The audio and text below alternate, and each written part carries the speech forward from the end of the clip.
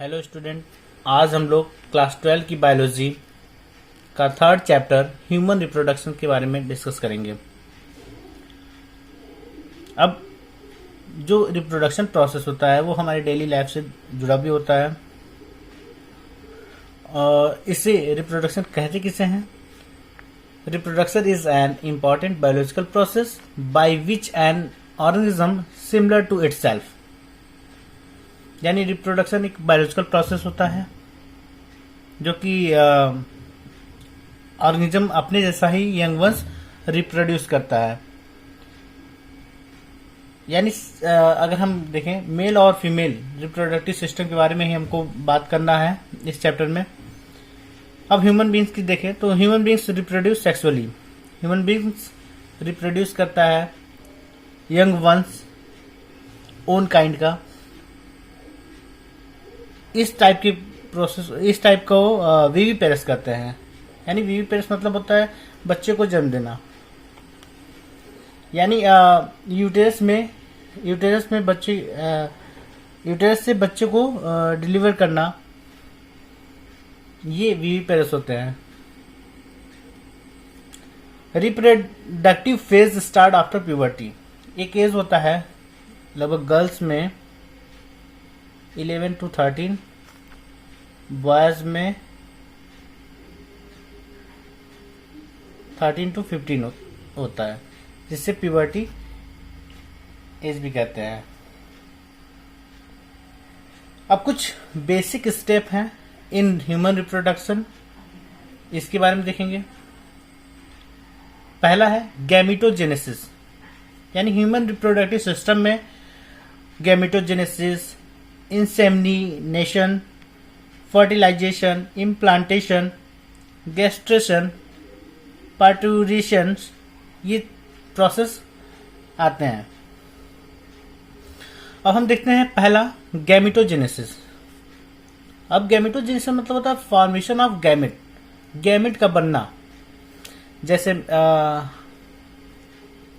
Female में gamete बनेगा उसको बोलते हैं ओवा, एंड मेल में जो गैमेट बनेगा उसको बोलते हैं स्पर्म।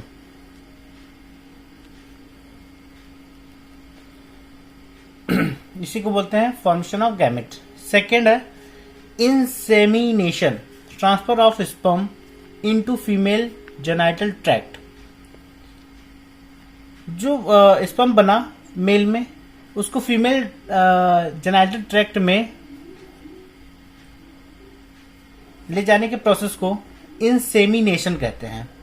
यानी सपोज दैट ये फीमेल रिप्रोडक्टिव सिस्टम है।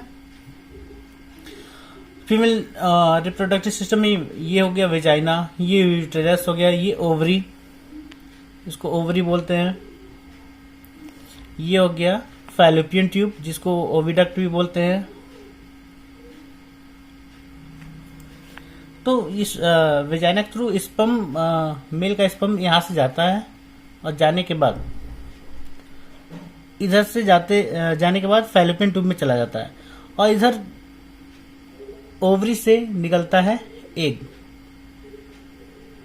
ये फैलोपियन ट्यूब में जाता है। फैलोपियन ट्यूब में आने के बाद यहाँ पर प्रोसेस होता है फर्टिलाइजेशन का, जो कि हमारा नेक्स्ट टॉपिक है कि fusion of male and female gamete. जब फ्यूजन होगा मेल और फीमेल गैमेट का तो बनेगा जाइगोट। जाइगोट क्या होता है? 2n होता है। जब मेल गैमेट और फीमेल गैमेट आपस में मिलते हैं तो बनता है जाइगोट। इसके बाद जैसे ही स्पर्म गया और यहां पर एग आया, यहां पर स्पर्म गया और दोनों आपस में मैच किए, प्रोसेस हुआ फर्टिलाइजेशन। इस प्रोसेस को बोलते हैं फर्टिलाइजेशन। जब फर्टिलाइजेशन हो जाता है तो ये धीरे धीरे मूव करता है यूटेरस की तरफ। यानी जो ये जाइगोट बना, जाइगोट मूव किया यूटेरस की तरफ। तो इसको बोलते हैं अगला प्रोसेस हो गया इम्प्लांटेशन, यानी एम्ब्रियोनिक डेवलपमेंट। यानी यहाँ पर डेवलपमेंट होता है। पहले 2 सेल, 2 से फिर 4 सेल, फिर आगे बढ़ते हुए जाता है। यानी इसमें बहुत सारे एम्ब्रियोनिक चेंजेस होते हैं। एम्ब्रियोनिक डेवलपमेंट स्टार्ट, यानी अब स्टार्ट तो हो गया।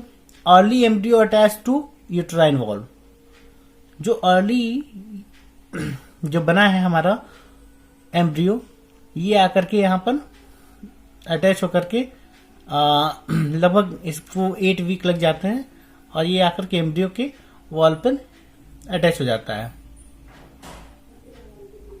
यानी यूट्रस के वॉल पे अटैच हो गया। इसको बोलते हैं हम एम्ब्रियो। अब नेक्स्ट है गैस्ट्रेशन, फर्दर एम्ब्रियोनिक डेवलपमेंट। फिर से एम्ब्रियोनिक डेवलपमेंट होता रहता है इसमें। यानी एम्ब्रियो से फिर फोइटस बनेगा, और फोइटस के बाद जब जो इन्फेंट होता है वो डिलीवरी के बाद बाहर आ जाता है, उसको बोलते हैं इन्फेंट। अब लास्ट है 6 पार्ट्यूरेशन, यानी डिलीवरी ऑफ बेबी, इसको बोलते हैं पार्ट्यूरेशन। यानी यही प्रोसेस पूरे ह्यूमन रिप्रोडक्टिव सिस्टम में होते हैं।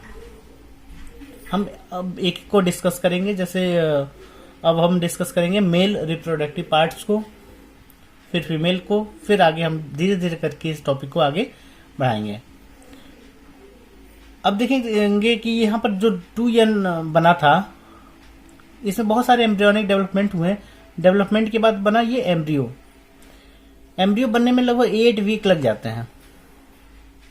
जब 8 वीक के बाद ये एम्ब्रियो बन जाता है, तो एम्ब्रियो के बाद का जो फेज होता है उसको हम फोइटस कहते हैं।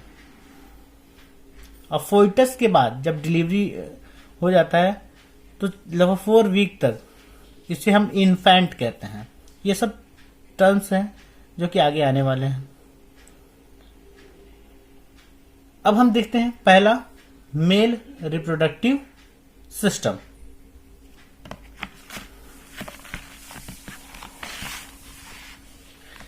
Male reproductive system has 4 main part. जैसा कि आप लोग क्लास 10th में थोड़ा सा पढ़े भी होंगे। अब देखते हैं वो 4 मेन पार्ट कौन कौन से। पहला है टेस्टिस, दूसरा है एसेसरी ग्लैंड या डक्ट, और तीसरा एसेसरी ग्लैंड, चौथा एक्सटर्नल जेनिटिलिया।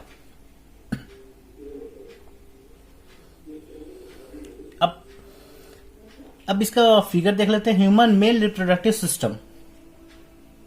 उसके बाद धीरे धीरे हम क्या करेंगे, टेस्टिस को डिफाइन करेंगे, फिर एसेसरी ग्लैंड, डक्ट और एक्सटर्नल जेनिटिलिया पे आएंगे। ठीक है, तो पहले देखते हैं इसका स्ट्रक्चर। ये मेल रिप्रोडक्टिव सिस्टम है। यहाँ पर ये स्क्रोटम है। स्क्रोटम में के अंदर है टेस्टिस। अब हमको थोड़ा डिटेल में पढ़ना है, तो टेस्टिस के बारे में हम पढ़ेंगे। उसके बाद धीरे धीरे हम आगे के प्रोसेस को भी पढ़ेंगे। यानी टेस्टिस के बारे में बात किया जाए तो टेस्टिस कहाँ पर होता है? पैल्विक रीजन में होता है, और एब्डोमिनल कैविटी में भी कह सकते हैं, और स्क्रोटम के अंदर होता है टेस्टिस। किसके अंदर? स्क्रोटम। अब स्क्रोटम क्या होता है? स्क्रोटम जो होता है ये स्मॉल मस्कुलर सैक होते हैं। स्मॉल मस्कुलर सैक ये करता क्या है? ये टेस्टिस को प्रोटेक्ट करता है। और किसका पार्ट होता है? एक्सटर्नल जेनिटिलिया का पार्ट होता है।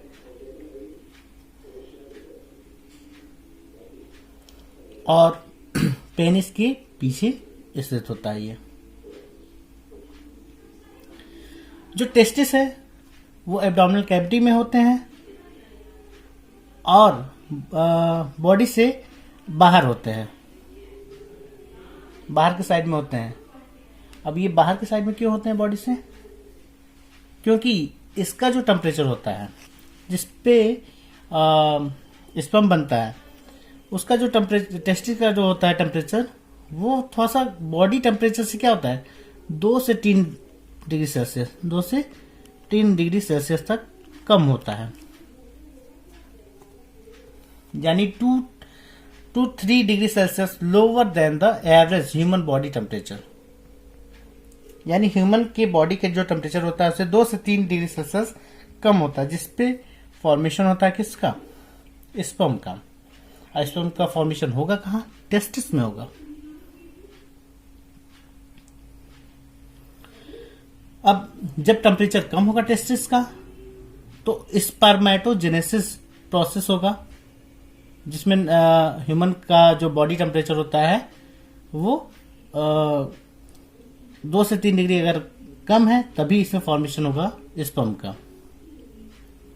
अब टेस्टिस होता कैसा है? Testis is a Oval shape. Testis कैसा होता है? Oval shape. देखिए ये ओवल शेप का है। It is 4 to 5 centimetre long, लगभग 4 से 5 सेंटीमीटर क्या होता है ये? लॉन्ग होता है। एंड 2 to 3 सेंटीमीटर वाइड, चौड़ा होता है। अब लगभग each testis has about 250 compartment. Each testis has about 250 compartment called testicular lobules. यानी हम इसको समझेंगे कैसे? इसका कुछ इमेज वगैरह लेते हैं हम। इमेज से हम समझते हैं कि ये टेस्टिकुलर लोब्स क्या है और उस लोब्स में होते क्या है। उस लोब्स में होते हैं सेमाइनल वेसिकल, यानी सेमनीफेरस ट्यूब्यूल्स कह सकते हैं हम। लगभग 1 से 3 सेमनीफेरस ट्यूब्यूल्स होते हैं। अब इसी को लेकर हम एक क्रॉस सेक्शन काटते हैं, एंटीएस ऑफ टेस्टिस। अगर हम इसको कट करके देखते हैं तो ये हमको स्ट्रक्चर दिखाई देता है। अब देखेंगे ये है हमारा स्क्रोटम हो गया, इसके नीचे देखेंगे टेस्टिकुलर लोब्स है।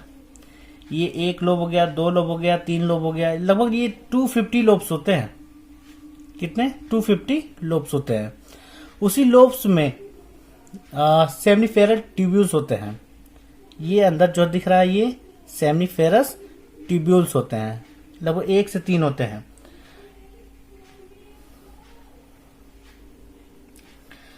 सेमनीफेरस ट्यूब्यूल्स में मियोसिस होता है, जिससे मियोसिस होने के बाद इसमें बनता है स्पर्मेटोजोआ, जिसको स्पर्म भी बोलते हैं हम लोग। अब स्पर्मेटोजोआ जो कि इसी में से हमने इसको निकाला है, इस सेक्शन को निकाला है। इसमें देखेंगे इसमें जो बड़े बड़े सेल्स हैं जिसको हम सर्टोली सेल्स भी कहते हैं, और इसमें जो छोटे छोटे सेल्स हैं ये सब सेल्स जिसको मेल जर्म सेल्स भी कहते हैं। तो यही मेल जर्म सेल्स फॉर्म करता है स्पर्मेटोजोआ। बाकी जो सर्टोली सेल्स हैं वो न्यूट्रिशन प्रोवाइड करते हैं किसको? स्पर्मेटोजोआ को। अब इसी स्पर्मेटोजोआ के बीच में होता है इंटरस्टिशियल सेल। इंटरस्टिशियल सेल इसको लीडिंग सेल्स भी कहते हैं। इंटरस्टिशियल सेल्स जो होते हैं वो सेमनीफेरस के बाहर पाए जाते हैं। They contain small blood vessels. इसमें क्या होता है? बहुत ही स्मॉल ब्लड वेसल्स होते हैं। अब इंटरस्टिशियल सेल्स ये फॉर्म क्या करता है? एंड्रोजल्स। और क्या फॉर्म करता है? टेस्टोस्टेरॉन्स। इसको बनाता है। तो जब ये सारा चीजें बन जाता है, स्पर्म इसमें से बन गया, इसको सेमनीफेरस ट्यूब्यूल्स बोलते हैं। टेस्टिकुलर लोब्स होते हैं। इसको रीटिस टेस्टिस बोलते हैं। इसको आगे जब ये रीटिस टेस्टिस से आगे की तरफ मूव करता है तो इसको वास इफरेंसिया भी बोलते हैं या वास इफरेंस भी बोलते हैं। तो स्पर्म मूव करता है इसमें इस पर टेस्टिकुलर लोब्स में सेमिनिफेरस ट्यूब्यूल्स हुए जो 1 से 3 होते हैं, जिसमें बना स्पर्म स्पर्मेटोजोआ में। अब ये रीटल टेस्टिस के आगे बढ़ता है, यानी रीटल टेस्टिस में जाता है। रीटल टेस्टिस से कहा जाएगा, वास इफरेंस में जाएगा। कहा जाएगा, वास इफरेंस। अब वास इफरेंस से कहा जाएगा, मूव करेगा एपिडिडाइमिस। कहा जाएगा, एपिडिडाइमिस में जाएगा। एपिडिडाइमिस ये मुड़ा हुआ जो स्ट्रक्चर होता है इसको बोलते हैं एपिडिडाइमिस, इसमें जाएगा। फिर ये जाएगा स्पर्मेटिक कॉर्ड में। स्पर्मेटिक कॉर्ड से कहा जाएगा, वास डिफरेंस में जाएगा। यानी ये इतना प्रोसेस ये इसमें होगा। टेस्टिस, यानी टेस्टिस में बन गया स्पर्म। अब ये जाएगा कहाँ, मूव करेगा आगे की तरफ, यानी ये मूव किया वास डिफरेंस में। वास डिफरेंस में जाएगा। तो वास डिफरेंस में जाने के बाद ये यहां पर आते हैं। तो यहां पर होता है क्या, सेमाइनल वेसाइकिल। ये पेयर में होते हैं। सेमाइनल वेसाइकिल किस में होते हैं, पेयर में। और जस्ट इसके पास ही होता है, ये हो गया इजाकुलेटरी डक्ट होता है, और ये होता है प्रोस्टेट ग्लैंड। ये सिंगल होता है, प्रोस्टेट ग्लैंड सिंगल होता है। और डबल होते हैं बल्बो यूरेथ्रल ग्लैंड, ये पेयर में होते हैं। इसके जस्ट ऊपर होता है यूरिनरी ब्लैडर। और इधर से मूव करते हुए आया यूरेथ्रा। यूरेथ्रा से बाहर की तरफ ये यूरिन और स्पर्म दोनों का होता है, दोनों बाहर की साइड में जाते हैं। और ये होता है फोर स्किन, और ये होता है ग्लैंस पेनिस। ये पार्ट होता है ह्यूमन मेल रिप्रोडक्टिव सिस्टम के। ये वर्क कैसे करता है, जैसा कि हमने बताया कि टेस्टिस में जो स्पर्म हुआ वो बना, यानी मेल जर्म सेल्स ने उससे बनाया स्पर्मेटोजोआ। इसको वो न्यूट्रिशन किसने दिया, सर्टोली सेल्स ने दिया। इंटरस्टिशियल सेल ने क्या किया, टेस्टोस्टेरोन को बनाया। अब जब सब कुछ प्रोसेस इसमें हो गया, तो अब यहां से स्पर्म क्या हुआ, मूव करता है। स्पर्म मूव किया, मूव करने के बाद ये आता है वास डिफरेंस में। यानी हमने पूरा प्रोसेस बताया कि टेस्टिकुलर लोब में 250 कंपार्टमेंट होते हैं, जिसमें से क्या होता है 250 कंपार्टमेंट्स के बाद इसमें होता है सेमिनिफेरस ट्यूब्यूल, जिसमें एक टेस्टिकुलर लोब में 1 से 3 सेमिनिफेरस ट्यूब्यूल्स होते हैं, जिसमें स्पर्मेटोजोआ फॉर्म होता है। अब ये रीटल टेस्टिस में आता है। रीटल टेस्टिस में आने के बाद वास डिफरेंस में जाता है। वास डिफरेंस से एपिडिडाइमिस में, एपिडिडाइमिस से स्पर्मेटिक कॉर्ड में जाता है। अब यहां से जो प्रोसेस होता है वो वास डिफरेंस में गया। वास डिफरेंस में जाने के बाद अब यहां पर सेमाइनल वेसाइकिल होते हैं, जो कि सीमन फ्लूइड इजेक्ट करते हैं, यानी निकालते हैं क्या, सीमन फ्लूइड निकालते हैं। तो अब इसका वर्क क्या होता है, और ये इजाकुलेटरी डक्ट होते हैं, और ये बल्बोयूरेथ्रल ग्लैंड होते हैं।